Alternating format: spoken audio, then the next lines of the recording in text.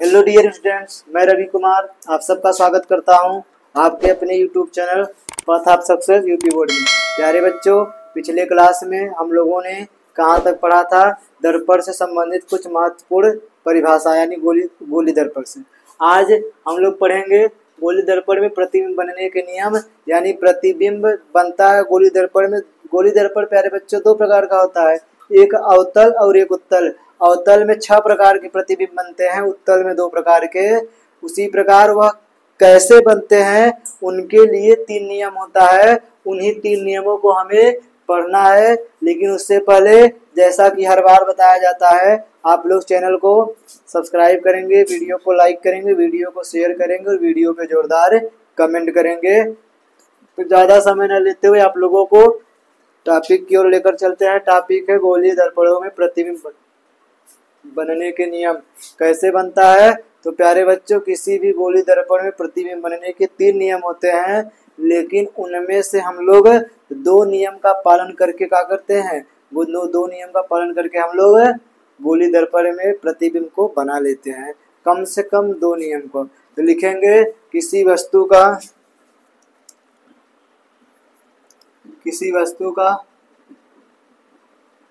किसी वस्तु का गोलीय दर्पण में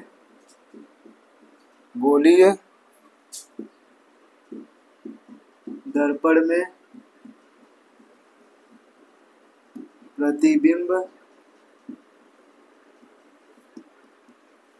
बनने के लिए क्या लिखेंगे प्यारे बच्चों? गोली दर्पण द्वारा गोली दर्पण द्वारा प्रतिबिंब, किसी दर्पण में गोली दर्पण में प्रतिबिंब प्यारे दोस्तों बनने के लिए, प्रतिबिंब बनने के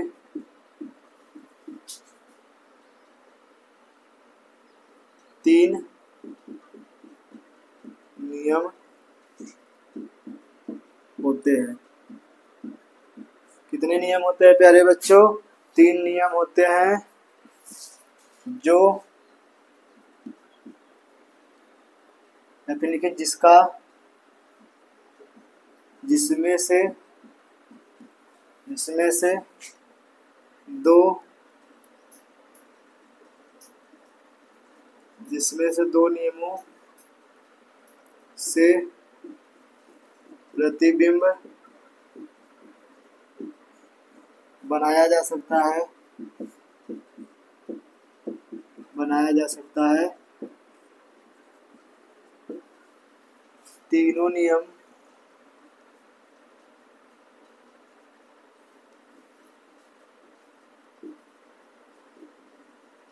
निम्नलिखित है।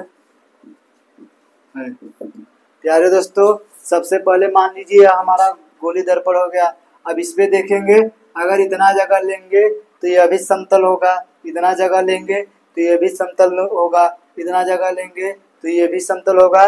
जिस प्रकार पृथ्वी हम लोग जानते हैं कि गोल होता है, लेकिन हम लोग गोल होने के बावजूद हम लोग गिरते नहीं है। क्यों? क्योंकि हम पृथ्वी की अपेक्षा पे बहुत छोटे, यानी हमारा जो आकार है वो पृथ्वी के आकार की अपेक्षा बहुत छोटा है। उसी प्रकार अगर छोटे छोटे टुकड़े को लेंगे तो यह पता चलता है कि यह जो गोली दर्पण होता है यह समतल दर्पण की तरह व्यवहार करता है, इसलिए इसे समतल दर्पण वाले नियम से ही लगाएंगे, यानी परावर्तन समतल दर्पण की तरह ही होगा।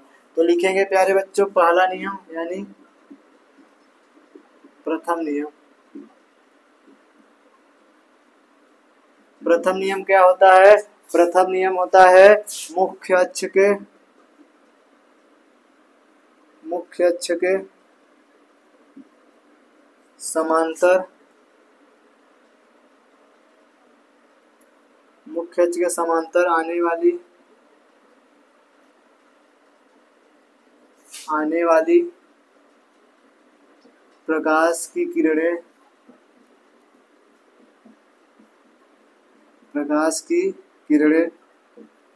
परावर्तन के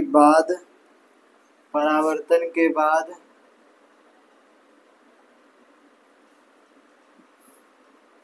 मुख्य फोकस से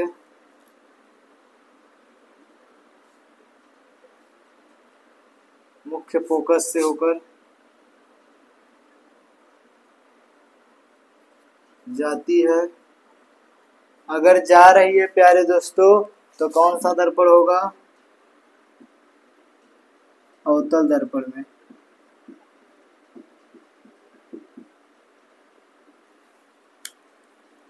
मुख्य फोकस होकर जाती है या मुख्य फोकस से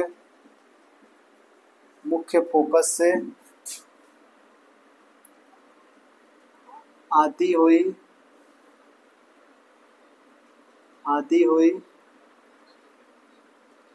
प्रतीत होती है और यह किस में होता है? उत्तल दर्पण में। उत्तल दर्पण में। यानी यही नियम होते हैं प्यारे दोस्तों। क्या नियम है? पहला नियम होता है कि मुख्य अक्ष के समांतर आने वाली प्रकाश की किरणें परावर्तन के बाद मुख्य फोकस से होकर जाती है। अगर वास्तव में जा रही है प्यारे दोस्तों तो अवतल दर्पण है या मुख्य फोकस से आती हुई प्रतीत होती है। अगर आ रही है तो उत्तल दर्पण है। कैसे होता है चित्र से आप लोग समझेंगे। जैसे प्यारे दोस्तों ये हो गया चित्र आप लोगों का। इसे अगर बाहर से पेंट कर देंगे तो यह कौन सा दर्पण हो जाएगा? अवतल दर्पण। अब ध्यान से देखेंगे प्यारे दोस्तों, अवतल दर्पण में ये जो रेखा होती है यही क्या कहलाती है? यही कहलाती है मुख्य अक्ष प्यारे दोस्तों। यही रेखा क्या कहलाती है? मुख्य अक्ष कहलाती है। अब यहाँ पर होता है प्यारे दोस्तों, यहाँ पर P होता है, यहाँ पर F होगा और यहाँ पर क्या हो जाएगा? C। नियम क्या कह रहा है? नियम कह रहा है मुख्य अक्ष के समांतर। तो चलिए मुख्य अक्ष समांतर लेकर आइए किरण, आई किरण, यहाँ से भी आई किरण। परावर्तन के बाद यानी जब यहाँ से परावर्तन होगा तो कहाँ से जाएगा? मुख्य फोकस। यानी यह किरण आ रही है और यह किरण जा रही है। यह किरण आ रही है और यह किरण जा रही है प्यारे दोस्तों। तो इससे हम लोग क्या कहेंगे? यही पहला नियम होता है।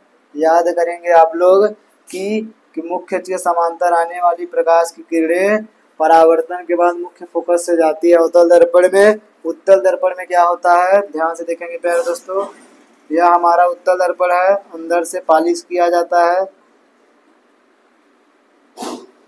अंदर से पॉलिश हो गया। यह जो रेखा होगी इस रेखा को क्या कहेंगे प्यारे दोस्तों?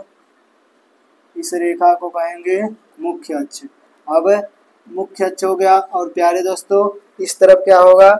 यहाँ पर होगा F और यहाँ पर क्या होगा? C और यहाँ पर होगा P। यहाँ से मुख्य अक्ष के समांतर एक किरण आई, यहाँ भी एक किरण मुख्य अक्ष के समांतर आएगी प्यारे दोस्तों। और ध्यान से देखेंगे ये आने वाली किरण है।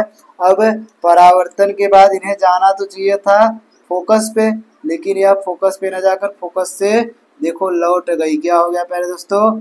लौट गई, यानी जाती हुई प्रतीत हो रही है। तो इसे ही हम लोग क्या कहेंगे? इसे कहा जाता है परावर्तन का, मतलब परावर्तन नहीं, प्रतिबिंब बनने का पहला नियम। उम्मीद करते हैं प्यारे दोस्तों कि आप लोगों को चित्र बढ़िया समझ में आया होगा। कैसे बताएंगे? हमारे साथ बोलेंगे कि मुख्य अक्ष के समांतर आने वाली प्रकाश की किरणें परावर्तन के बाद मुख्य फोकस से जाती है अवतल दर्पण में तथा मुख्य फोकस से आती हुई प्रतीत होती है उत्तल दर्पण में। ये रहा चित्र प्यारे दोस्तों। इस चित्र को आप लोग बनाएंगे, फिर इसके बाद हम लोग दूसरे नियम की ओर बढ़ेंगे। तो प्यारे दोस्तों तुरंत आप लोग इसको उतारिए, फिर आगे की ओर हम लोग बढ़ते हैं। चलिए प्यारे बच्चों अब हम लोग दूसरा नियम पढ़ेंगे। द्वितीय नियम क्या होता है? द्वितीय नियम होता है, द्वितीय नियम क्या होता है प्यारे बच्चों कि अवतल दर्पण में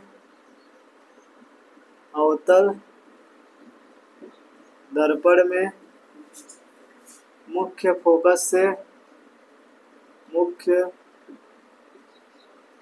फोकस से होकर जाने वाली किरण जाने वाली किरण परावर्तन के बाद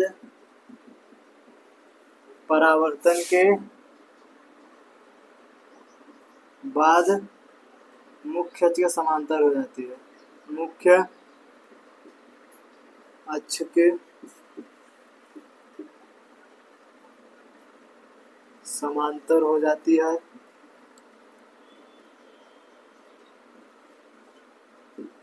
नीचे लिखेंगे उत्तल दर्पण में मुख्य फोकस की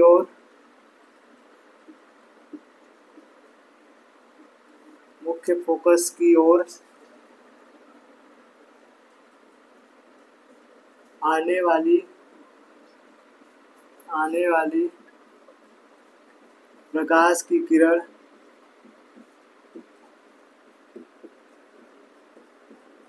परावर्तन के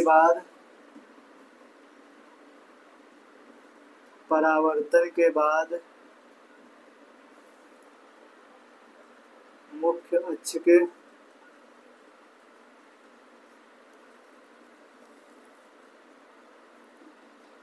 समांतर हो जाती है।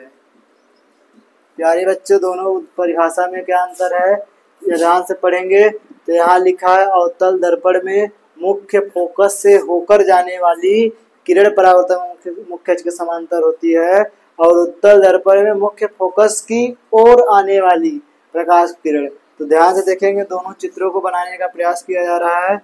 तो यह होता है हमारा उत्तल दर्पण, यह होता है प्यारे बच्चों उत्तल दर्पण। नहीं प्यारे बच्चों, यह होता है अवतल दर्पण। आप लोगों का टेस्ट लिया जा रहा था। यह हो गया, यह बीच वाली जो लाइन होगी, इस लाइन को क्या कहा जाएगा, इस लाइन को कहा जाएगा मुख्य अक्ष। यहाँ पर होगा P और यहाँ पर होगा F और यहाँ पर होगा प्यारे दोस्तों C। क्या कह रहा है, अवतल दर्पण मुख्य फोकस से होकर जाने वाली किरण, यानी किरण कहाँ से जाएगी प्यारे दोस्तों, मुख्य फोकस से, और दर्पण से परावर्तन के बाद मुख्य अक्ष के समांतर हो जाती है प्यारे दोस्तों। यहाँ से आएगी और दर्पण से टकराने के बाद क्या हो जाएगा, दर्पण से टकराने के बाद मुख्य अक्ष के समांतर हो जाता है। उम्मीद करते हैं कि आप लोगों को समझ में आया होगा। आगे उत्तल दर्पण में कैसे बनाएंगे, यह होगा उत्तल दर्पण, अंदर से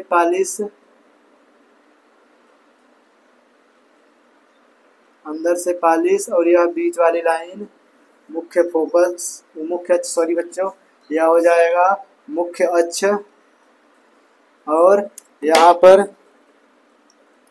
होगा F, यहाँ पर होगा C। ध्यान से देखेंगे प्यारे बच्चों, तो F पे आने वाली, यानी F पे आने वाली जो किरण थी वह दर्पण से परावर्तन के बाद मुख्य अक्ष के क्या हो गई प्यारे दोस्तों, मुख्य अक्ष के समांतर हो गई। यह चित्र है हमारा उत्तल दर्पण का। यह है अवतल दर्पण,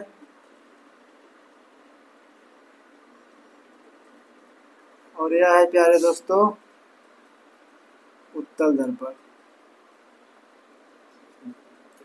उम्मीद करते हैं प्यारे दोस्तों आप लोग समझ में आएंगे, तो इसको उतारेंगे, इसके बाद हम लोग तृतीय नियम की ओर बढ़ेंगे। तब तक आप लोग इसको उतारिए।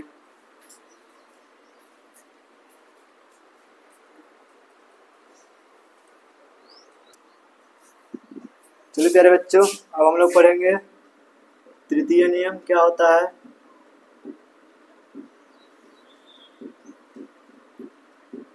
तृतीय नियम होता है प्यारे बच्चों, वक्रता केंद्र से लिखेंगे दर्पण के वक्रता केंद्र से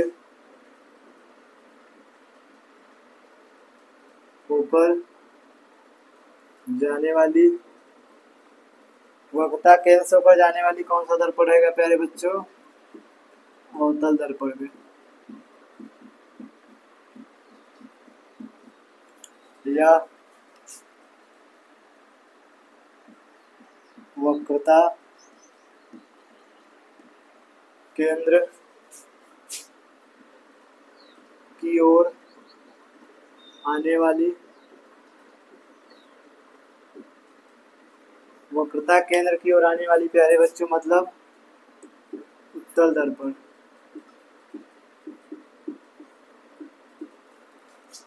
उत्तल दर्पण में प्रकाश की किरण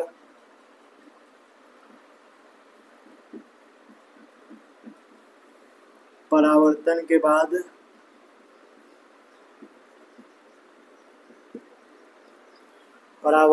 बाद पुनः उसी मार्ग पर वापस लौट जाती है।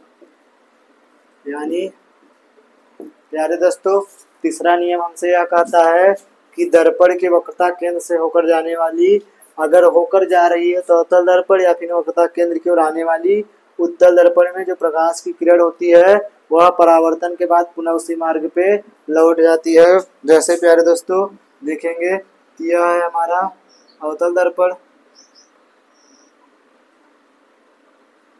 और यह एक सीधी लाइन मुख्य अक्ष यहाँ पर होता है प्यारे दोस्तों F और यहाँ पर होता है C। पहला नियम क्या कहता है, यहाँ पर होता है P। पहला नियम मतलब तीसरा नियम कह रहा है दर्पण के वक्रता केंद्र से होकर जाने वाली, तो दर्पण के वक्रता केंद्र से होकर जाने वाली प्रकाश की किरण परावर्तन के बाद उसी मार्ग पर क्या हो जाती है प्यारे दोस्तों, वापस लौट जाती है। और यह है हमारा उत्तल दर्पण। उत्तल दर्पण में प्यारे दोस्तों इस तरफ होता है F और इस तरफ होता है C। अब क्या कह रहा है प्यारे दोस्तों कि थोड़ा नीचे से बना लेते हैं प्यारे दोस्तों ताकि आप लोगों को बेहतरीन ढंग से समझ में आए। यहाँ से देखिए ये रहा हमारा उत्तल दर्पण,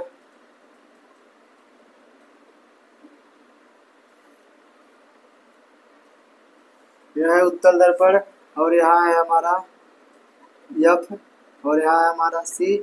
उत्तल दर्पण में वक्रता केंद्र की ओर आने वाली प्रकाश की किरण परावर्तन के बाद उसी मार्ग पे वापस लौट जाती है। यह है हमारा अवतल दर्पण और यह है हमारा उत्तल दर्पण। तो प्यारे दोस्तों आप लोग इसको लिखेंगे। आज के लिए बस इतना ही। आज के बाद आगे की क्लास आप लोगों को अगले क्लास मतलब अगले लेक्चर में आप लोगों को कवर किया जाएगा।